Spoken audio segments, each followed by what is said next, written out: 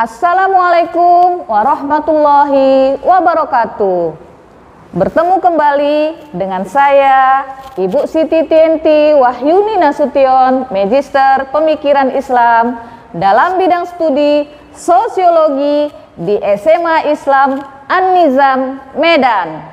Apa kabar anak-anak? Semoga semua dalam keadaan sehat walafiat, tetap semangat belajar sosiologi, karena sosiologi wonderful.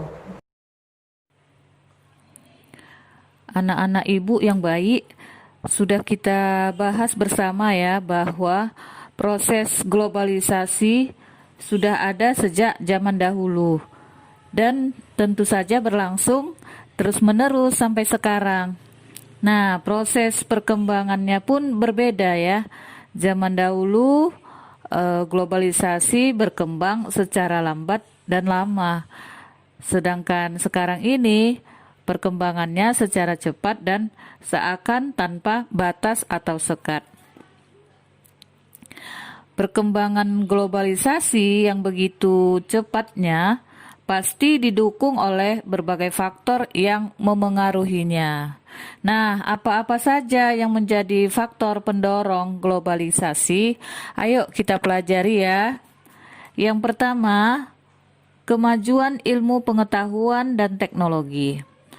Kemajuan ilmu pengetahuan dan teknologi akan menciptakan alat-alat komunikasi dan transportasi yang canggih, aman, dan murah. Nah, sejak abad ke-19, teknologi mulai bermunculan dan pada abad ke-20 teknologi komunikasi mulai berkembang pesat. Orang-orang mulai mengenal satelit, telepon genggam, internet, mobil, pesawat terbang, dan sebagainya. Bahkan sekarang ini setelah adanya internet, mulai berkembang media sosial yang memudahkan penggunanya berkomunikasi langsung dengan orang lain di belahan dunia manapun, seolah sedang bertatap langsung, ya. Dan bertatap langsung pun bisa, begitu ya.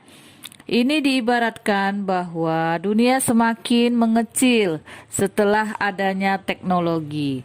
Bentuk media sosial ini contohnya Twitter, Facebook, ya, WhatsApp, dan seterusnya. Kamu lebih tahulah ini ya.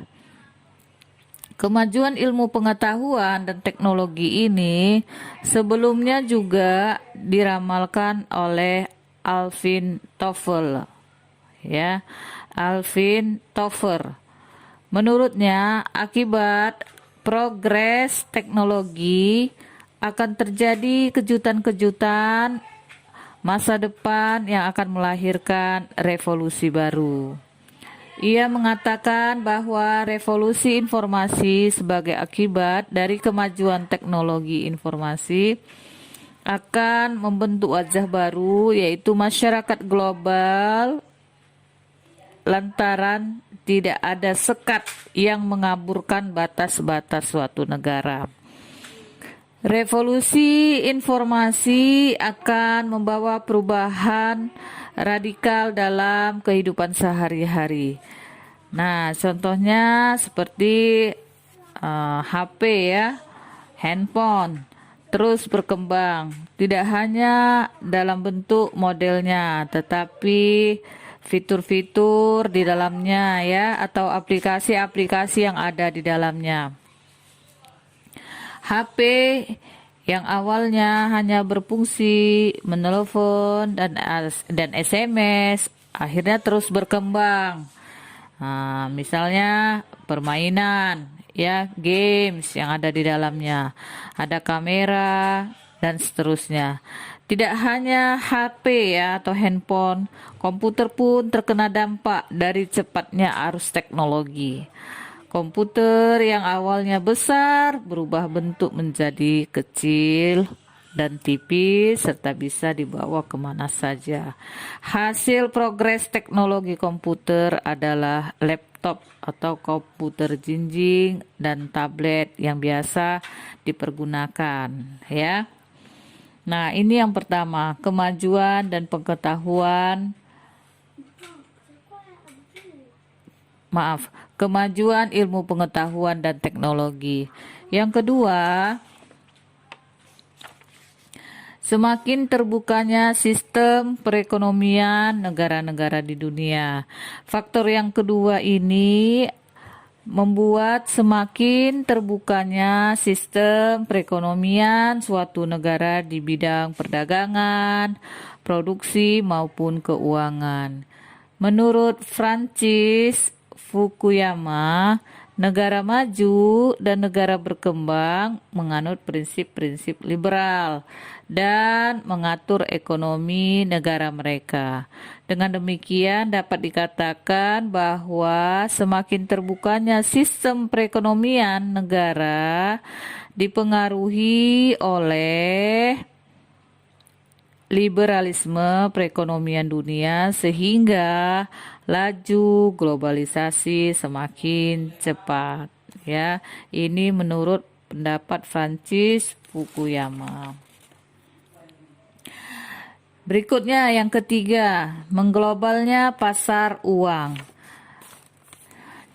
Jadi dengan mengglobalnya pasar uang, ya, sebagai akibat terbukanya perekonomian negara di dunia, hal ini dapat dikatakan bahwa semakin terbukanya perekonomian negara, ya, saling terkait dengan pasar uang. Artinya perekonomian negara yang terbuka akan terkait dengan pasar uang. Apabila pasar uang semakin meluas atau mengglobal, akan berakibat semakin besar pula kegiatan ekonomi suatu negara. Jika semakin liberal perekonomian suatu negara, akan semakin cepat pula lah pasar uang mengglobal. Demikian bahasan kita pada hari ini, ya, tentang faktor pendorong globalisasi. Nah, nanti bisa dikembangkan lagi hal-hal yang terkait dengan bahasan kita ini. Wabillahi taufiq wal hidayah. Assalamualaikum warahmatullahi wabarakatuh.